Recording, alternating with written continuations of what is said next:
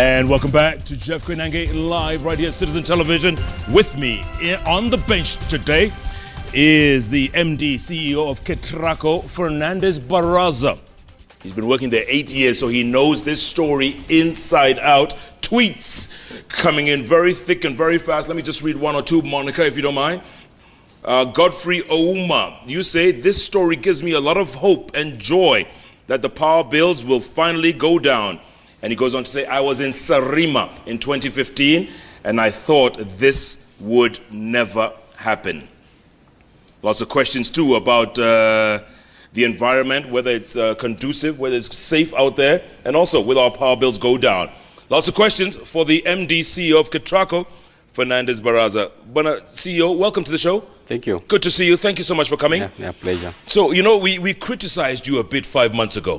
And maybe it was fair or unfair. I don't know how you think. But, you know, there were a lot of naysayers. There were a lot of critics. A lot of people calling this a white elephant. Absolutely. I can confirm 24 hours ago, our team was there. And I'm telling you, man, this thing was impressive. Yeah.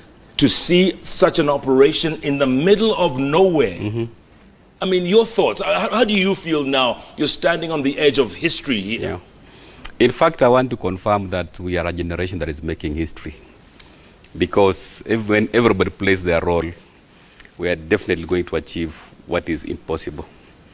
Nobody gave KETRACO a chance to deliver this T-line within 7 months. Yeah. But I'm happy we did it. And that is what gives me joy, because we have made history. Yeah. Look, let's face it, and we've done this story before. The first company that was commissioned to do the T-line, the Spanish company, ran bankrupt, which stalled in operations a bit. Yeah. And then, and I understand, all the way from the president on down, he said, this thing has to happen. How was the challenge? How challenging was the last 4 months? Because it was record time that these new contractors did this. It was record time. How challenging was it? In fact, the biggest challenge was to identify the right contractor after the bankruptcy event of Isolux. So we went out of our way to make sure that we get a contractor who can deliver and deliver on time. So for me, that was the most challenging assignment. And I'm happy that we got the right contractor who deployed state-of-the-art equipment. By the way, for the first time, we are using drones for stringing. You're actually using drones? Exactly. Because the terrain of that place, as you saw yesterday, is quite crazy. Oh, it's horrible. So the use of drones was able to deliver the T-line, especially for the stringing works. Yeah. Chinese workmanship is crazy. Those guys were working 24/7. Non-stop? Non-stop. I remember 3 months ago, nobody believed you can deliver the T-line by end of August.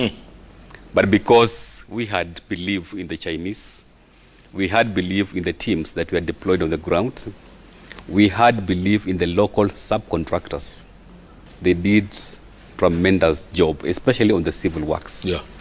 So this is a project I can say is a classical project that was delivered by teamwork.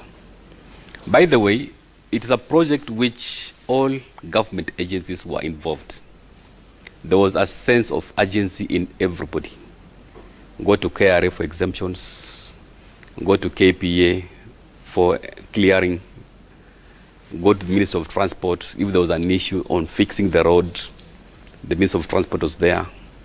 Everybody was involved, and that's what made that difference. Yeah. I hear, the president has a way of really keeping tabs on things. Was there, did you have some sleepless nights when he would call you in the middle of the night and say, hey, Bonacillo, how far are we? Is this thing going to happen?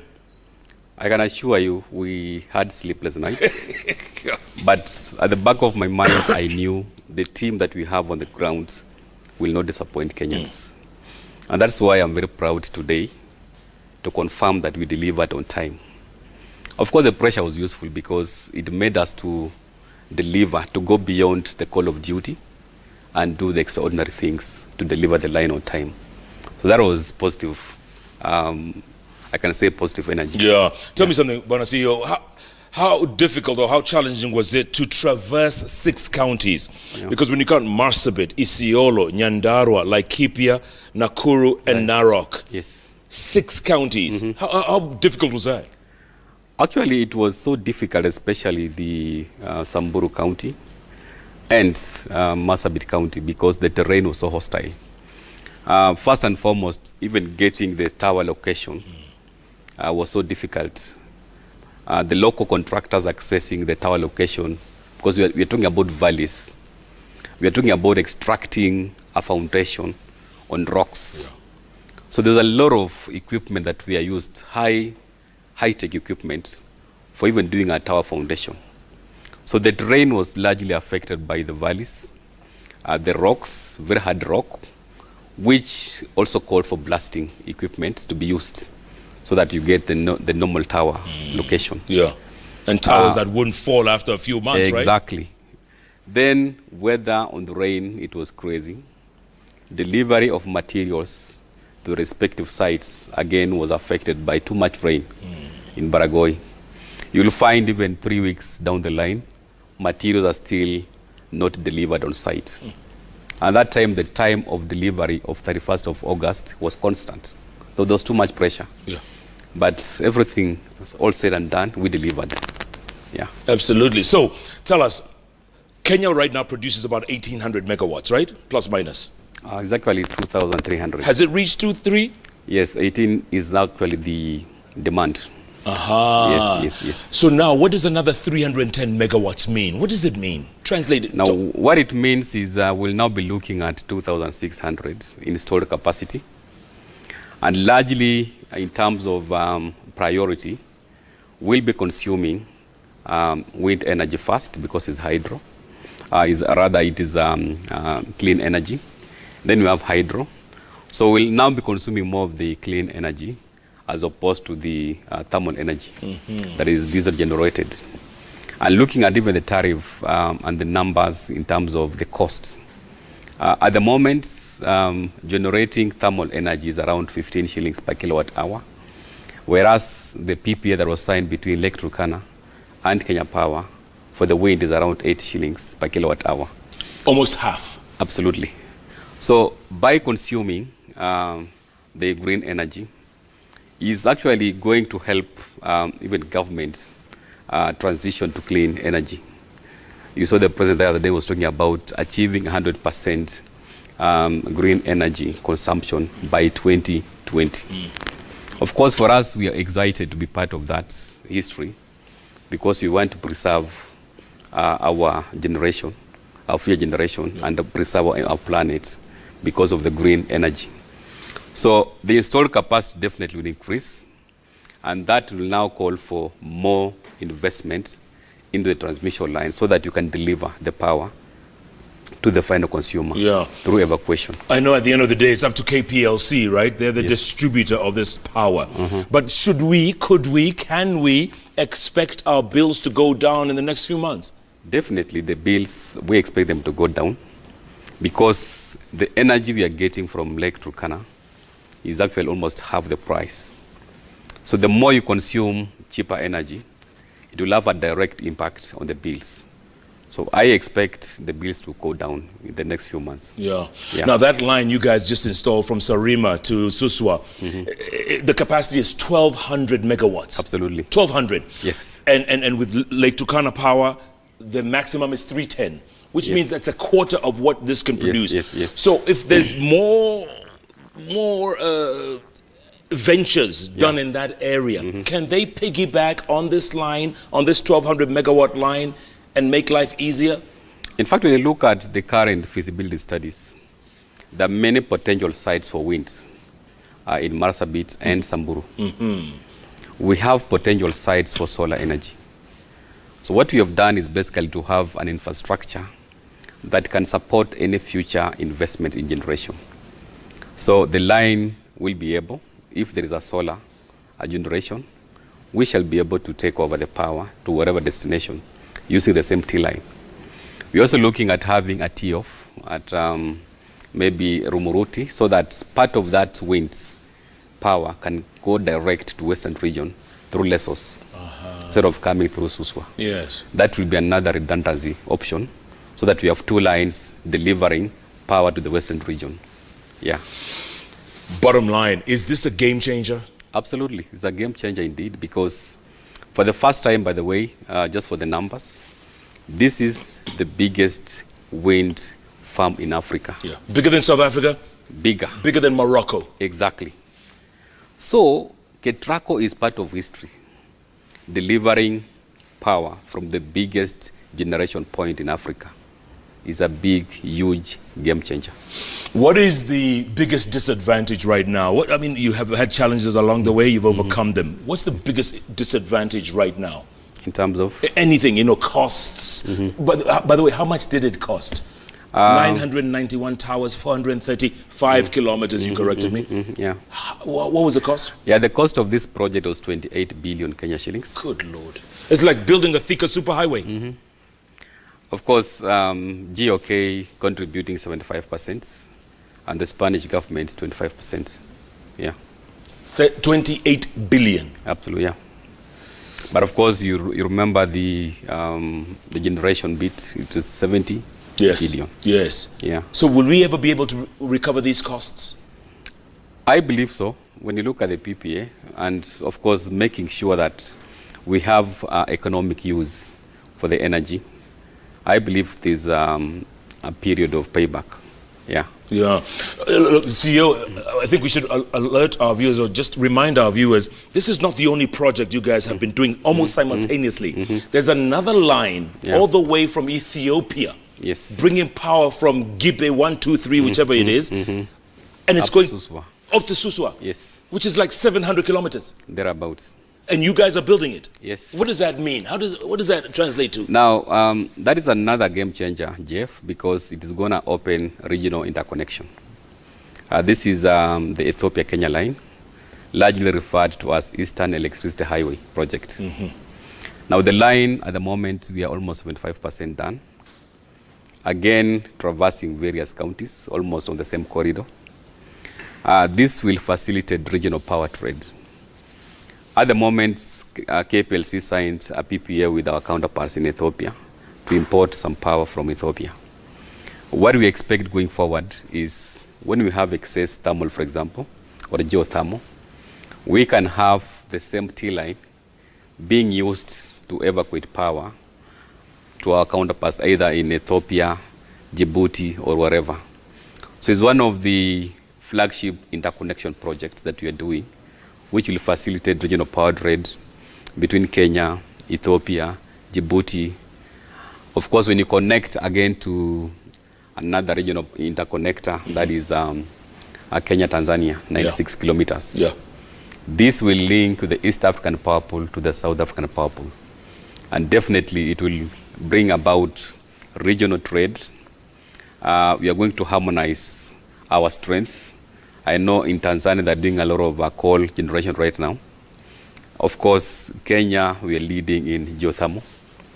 So the regional interconnection will definitely facilitate all this regional power trade. And KETRACO, and these T-lines, are sort of like a super highway for electricity? Absolutely, yes. And they'll be charging like a toll fee, if you will. Is that how it works? Yeah. There's something called wheeling revenue that will be now negotiated with whoever wants to use the line. Yes. So what is the maximum that this country needs to achieve all the goals, all the agendas that we have on the plate? Because you said right now we have 2,600 plus minus. What is appropriate? What is a good amount to have to industrialize, for instance? I know there was an agenda of the 5,000 plus. I think when we get to 5,000 plus megawatts, that would be good enough. But are we consuming that much? Now that's the next conversation. In fact, the latest conversation is as we bring on board generation, we also have demand being worked on in terms of having T-lines to evacuate power to the respective consumers. So what we are doing at the moment, we also have some projects which will definitely evacuate power. One of the good projects we are talking about is Olkaria-Lesos-Kisumu. We have a lot of geothermal in Olkaria that is not reaching the western region because we don't have a T-line that is evacuating that power. So once that project of Olkaria Lesos Kisumu is done, which we expect to be completed in the next 8 months or so, we are going to be able to evacuate power, geothermal, to the western region. So accelerated investments in the transmission lines will create demand. A very good example, again, of projects which can create demand, we expect special economic zones to be established along Mombasa-Nairobi line that was energized last year. I know we also have special economic zones in Dogo Kundu. Electrification of SGR can also be a very good avenue for creating demand, because that will require almost 200 megawatts. So proactively, once we have acceleration in transmission, because transmission is what will enable demand to increase. People want power and they need it through the T-line. Absolutely. There's an old saying, if you build it, they will come. Exactly. In fact, that's something we call reverse economics, where supply determines demand. Yes. Yeah, I missed that class, but I believe you. I have a question here from Atlanta. BMJ Moredi says, Jeff, ask the CEO why it takes so long for landowners to get way leave compensation from KETRACO, and even longer to get their title deeds back. I've heard so many complaints even while this far away in Atlanta. Why? Now, the issue of way leave compensation, and of course it's a bigger conversation, which is one of the things we want to encourage landowners to support infrastructure projects.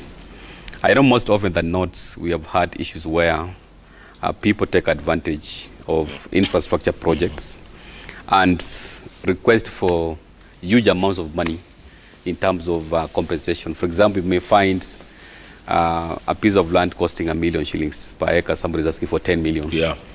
So with that kind of scenario, definitely you cannot just pay. You need to have a negotiation and stuff like that. And that's why Parliament is also reviewing the compensation policies. There's a land index bill which will give priority to infrastructure projects. That is what is happening in our counterparts in Ethiopia, where when a corridor has been identified for infrastructure projects, the landowners will have to give in so that you are only compensated what government can compensate you. The existing laws right now, of course, are protecting landowners. Of course, you saw what happened in Galeria. But I'm very glad that that is being reviewed by Parliament so that infrastructure projects are given priority in terms of compensation. John Kianda wants to know, how is the project benefiting locals? Because we know how hostile that environment can be. In fact, Jeff, when you look at what the T-line and the plant has done, number one, the road network has been fixed. You can drive from here up to Sarima, courtesy of Lake Turkana. They fixed the road almost 200 kilometers, right? Look at opportunities. We have some villages there. Employment has been created, both in the T-line and the plants. Locals, of course, what is going to happen is we are going to have step down and transformers for them now to benefit from the T-line. So there are many benefits courtesy of this T-line. And of course, you can clearly see how it has opened up the entire Marsabit County. So that is something that I can confirm it is positive impact.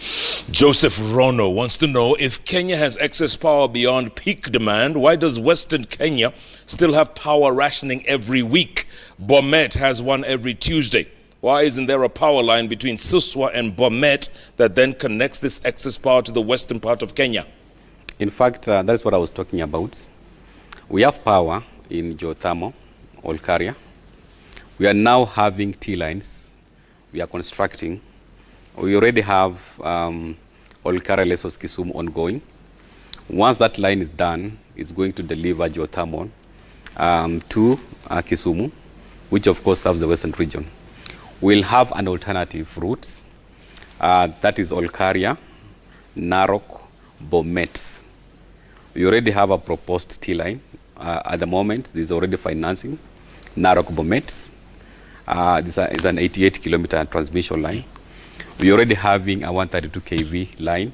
KETRACO is doing Olkaria Narok, 62 kilometers, which will offer alternative for transmitting power from Olkaria. So in the next 1 year, the situation will be different. Yeah, speaking of different, Shimungalism says, with all this power, why do we have to pay expensive electricity bills? My power bill is more than my rent.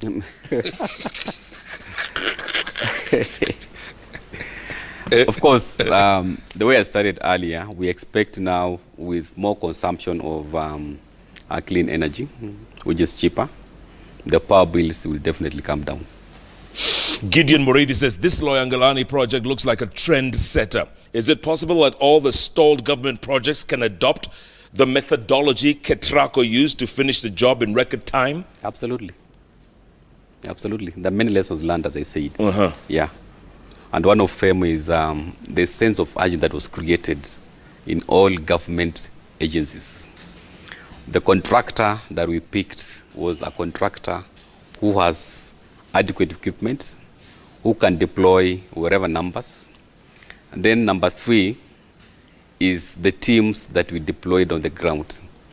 So I can say it's a classical project that can be used as a benchmark going forward. Victor Mwema wants to know when Nyandarua landowners will be paid for their rent. You explained that already. Okay.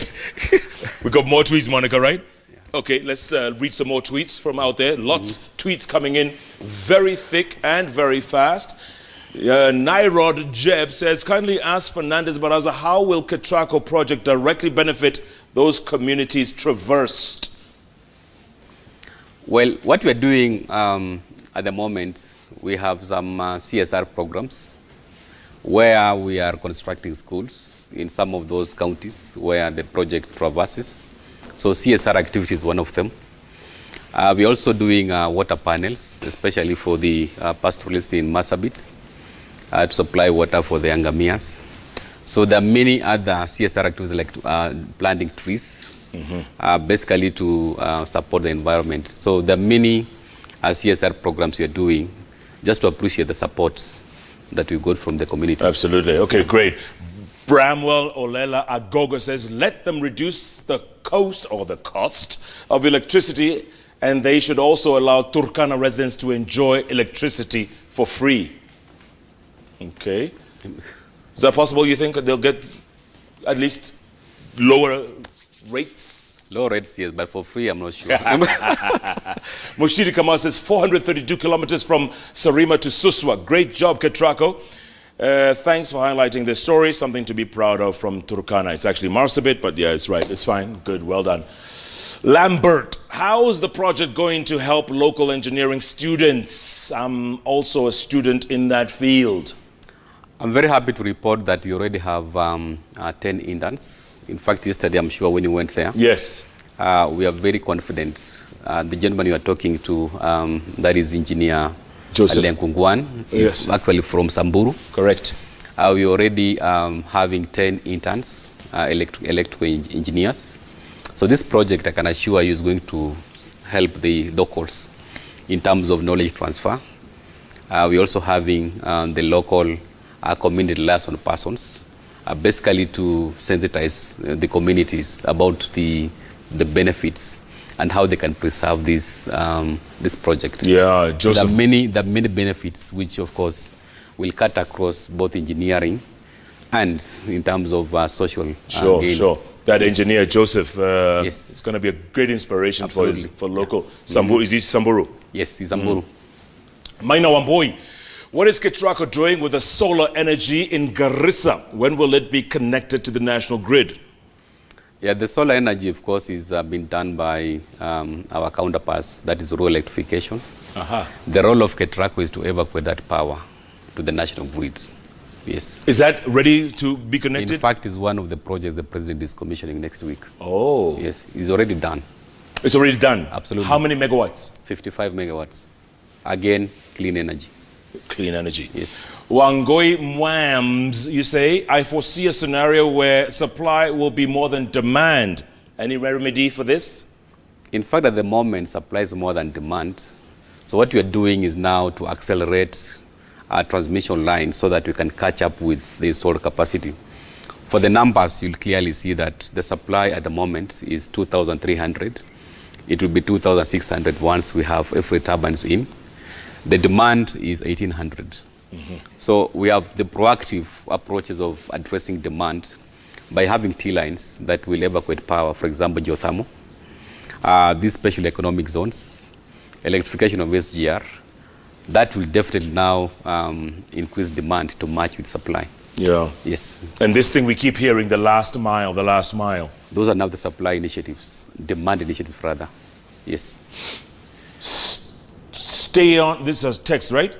Stay on, Stohen from Kasarani. My question to KETRACO boss, are there any projects they are involved in following the 2020 clean energy goal? What I want to confirm is any project that is in the pipeline. I know our counterparts in Kengen, they're doing another geothermal plant.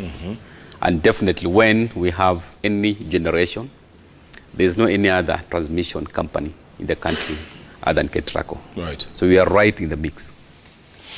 Daniel from Nanyuki, when is KETRACO resuming Nanyuki's project? What is that? I'm aware about that Nanyuki Nyahururu project, where we need to have the underground cable around Laikipia Air Base because of safety. We have already secured funding from African Development Bank, and in the next 1 month or so, we'll be resuming just another around 10-kilometer stretch that we require to have the underground cable. Because of aircraft landing and taking off. Exactly. So we're going to be resuming in the next 1 or 2 months. And by the way, the line is almost done 80%, save for the 10 kilometers where we are using now the underground cable. Yeah. Wow, okay. Last one, where is Sammy from Loiyangalani? He say, I'm very happy for a wonderful project delivered by KETRACO under stewardship of my classmate CEO Fernandez Baraza. You know Sammy Were? Oh yes, we were with him in high school. Yeah? Yes. High school? Yes. What is he doing now? Well, I know he's hustling. Sammy is hustling and his schoolmate is CEO MD. Yeah. Life is tough, eh? So commissioning happens next Tuesday. Yes. Tell us about it. So the president comes? The president, of course, is expected to come to commission the plant and the T-line. Yeah. Yes. Switches it on, but it's already being tested as we speak, right? Yes. Because when we were there yesterday, they said so far they've got about 200 megawatts, and they're still, expecting more, all the way to 310. Yeah, exactly. Actually, next week is now the epitome of the entire program, because that is a date we've been waiting for, which the president is gladly given us that it will happen on 20th. Yeah. Yes. The investors must be happy now, Of course. Everybody, including the general public, because this is a headache, remember, 5 months ago. Yeah, 5 months ago it was absolutely. Yeah. And less headache for you now, less stress? Less stress, of course. That's why I could gladly come and, share with the Kenyans what you've done. Yeah, before otherwise, then, we were in the background. you were hiding. Not hiding. We were making sure that we deliver. Yes. As promised. Yeah. What can we expect this country next 5 years, next 10 years? Where do you see us when it comes to energy, power, and most importantly, clean energy? Well, what I'm seeing at the moment is we expect to have generation hitting almost 5,000 megawatts because we have a lot of plans for generation, which is, of course, as I said, in line with what the government is doing, moving towards clean energy. And once we have a lot of investment in wind, because there's a lot of potential, by the way, around 4,600 kilometers of wind potential. We have a potential of 10,000 megawatts of geothermal, right? So I clearly see a transformation in the next 5 years. And that's why KETRACO has already prepared a master plan to evacuate the power that will be generated to match the supply. Yeah. Yes. And our carbon footprint will also increase, right? Absolutely. Yeah. One more text message from Jaro Soja. He is Gor Mahia fan number 001. Wow. After Baba. Says, Jeff, tell the MD to save us from electricity bills. I paid a token for 1K, ikaisha na siku tatu. Serikali saidia. Okay. Yeah, definitely serikali usaidia. See, KETRACO. The programs we are doing. Yes. Of course, KETRACO is serikali. Yes. Since you're 100% government. Right. Yeah. So the programs we are doing definitely will have a direct impact on reducing the power bills. Yeah. Yeah. Bwana CEO, you have the last word. You carry on. Give us a summary of going forward. Talk to your people. I think going forward, I want to confirm that we are in a generation that is making history. This is history-making generation. And if everybody plays their role the way we did to deliver the T-line under very hostile environment, then you can be sure we will achieve impossibilities.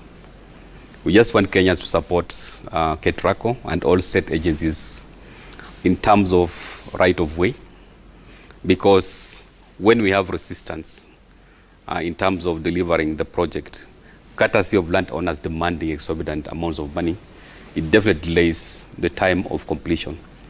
So Kenyans need to support infrastructure projects because the benefits are among us. Yeah. That's my message to Kenyans, and watch the space. Absolutely. Yes. Well done. Yes. Listen, before I let you go, the story we did back in June, you think it lit a fire under some place? Did it wake some people up? Definitely. That story, of course, for me, it was a motivation. It basically now created that sense of urgency across the board. Everybody was always doing the best so that they are not the weakest link in the supply chain. So I must appreciate that story because it brought accountability and sense of urgency, which played a critical role in delivering the line as scheduled on 31st of August. Absolutely. Yeah. And we That was good appreciate. stuff. Thank you very much. Yes. Thank you. In fact, it's one of the classical examples where I say media plays a very significant role in delivery of infrastructure projects. Yeah. Because you are the voice of the voiceless and you bring public accountability. Yeah. Thank you, sir. Yes. KETRACO MD CEO Fernandez Baraza. You didn't say why they called you Fernandez. Are you Catholic or something? Because I'm Catholic. Okay. Oh, yes. So do you have a brother called Napoleon? That's the work of my parents. I'm Catholic, practicing Catholic, by the way. Well Yes. done. Yeah. KETRACO MD CEO Fernandez Baraza. Thanks so much for your time. Yeah, thank and you. good luck on Tuesday. Oh, yes. And going forward, all the other projects that you're doing. Absolutely. Thanks so much for watching, folks. I hope you appreciated this as much as we did. We learned so much about our country, and I tell you, it's no doubt moving forward. Word I keep using over and over again, game changer. That's right. Remember, every Wednesday, there's only one show to watch. The one with the 3 letters on the keyboard that follow each other. JKL. Thanks so much for being a part of the show. Tomorrow morning from 6 a.m. to 10 a.m., join me and Professor Hamo on the hottest breakfast show in all of Africa. Hashtag Jeff and Hamo on Hot 90s.